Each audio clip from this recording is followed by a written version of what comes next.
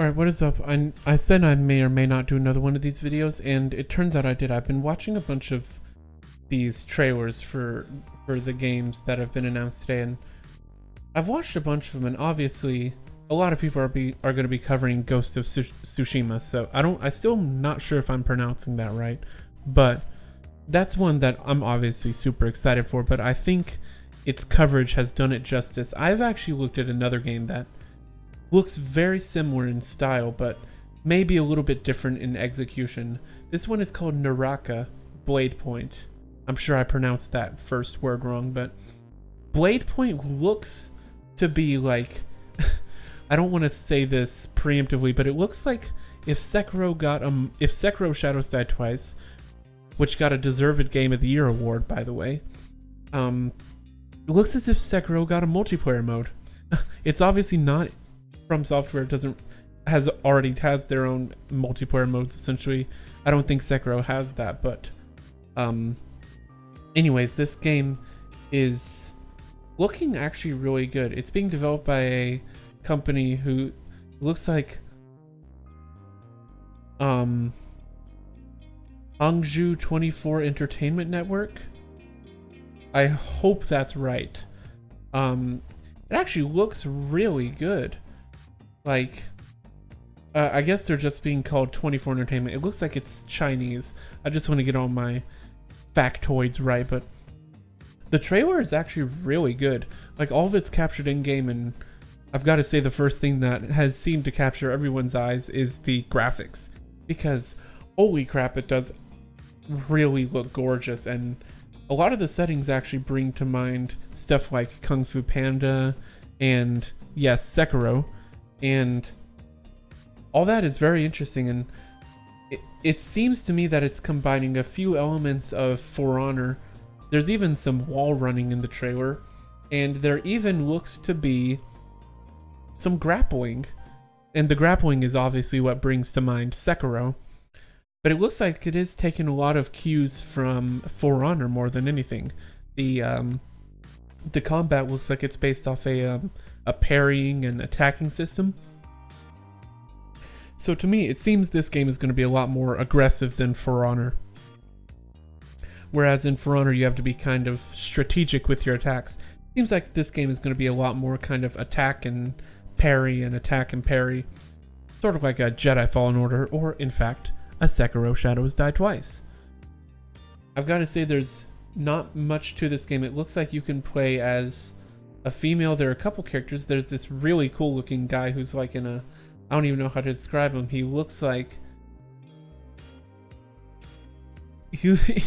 looks like if there was such thing as a Chinese gladiator. Looks pretty cool.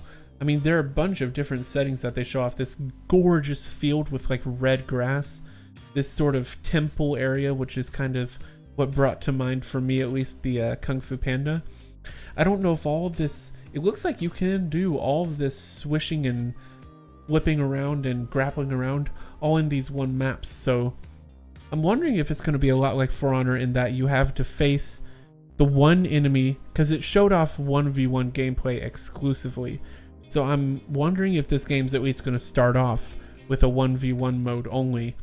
But maybe as it goes on, they're going to utilize these maps, because it says all of this is captured in-game, which first off is absolutely insane. Once you see the graphics, you'll understand why it's absolutely insane that this is captured in-game. Like, this is, like I said with New World last time, it really does seem like we are going into the next generation of video games with the types of graphics that we're seeing. Considering that a game like Atlas was released in 2019, though, maybe we don't have a whole lot to look forward to, but we'll see what happens.